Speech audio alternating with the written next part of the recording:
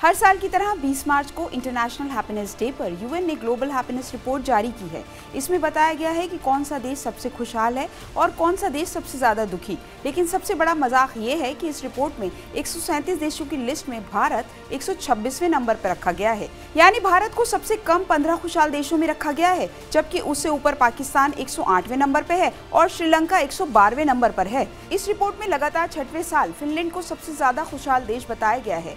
हालांकि उसकी आबादी सिर्फ 55 लाख है। दूसरे नंबर पर डेनमार्क, तीसरे नंबर पर आइसलैंड और चौथे नंबर पर इजराइल है, जबकि 5वें नंबर पर नीदरलैंड्स है। टॉप 20 देशों की लिस्ट में एशिया के किसी भी देश को शामिल नहीं किया गया है। 137 देशों की लिस्ट में अफगानिस्तान को आखिरी नंबर पर रखा गया है। खुशहाल देशों की लिस्ट में खुद को दुनिया का सुपर पावर बताने वाला अमेरिका 15वें नंबर पर रखा गया है, जबकि ब्रिटेन 19वें पर। इस रिपोर्ट में जिनपिंग के चीन को 64वें नंबर पर रखा गया है। दोहरा मापदंड ये है कि ईरान, इराक और म्यांमार को भारत से ऊपर रखा गया है। दरअसल खुशहाल देशों पर जारी हैप्पीनेस रिपोर्ट में बड़ा पेंच है। इस रिपोर्ट को 2020 से 2022 तक के आंकड़ों के आधार पर तैयार किया गया है।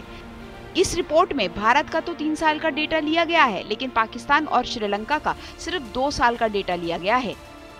यानी रिपोर्ट में भारत में कोरोना की स्थिति को तो शामिल किया गया है, लेकिन पाकिस्तान और श्रीलंका की कंगाली को छोड़ दिया गया है, क्योंकि 2022 में ही पाकिस्तान और श्रीलंका की सबसे खराब हालत रही, जब सत्ता परिवर्तन से लेकर महंगाई तक हर मोर्चे पर बवाल रहा। लेकिन इस रिपोर्ट में दोनों देशों का 2022 का दुख भरा डेटा शामिल नहीं किया गया है।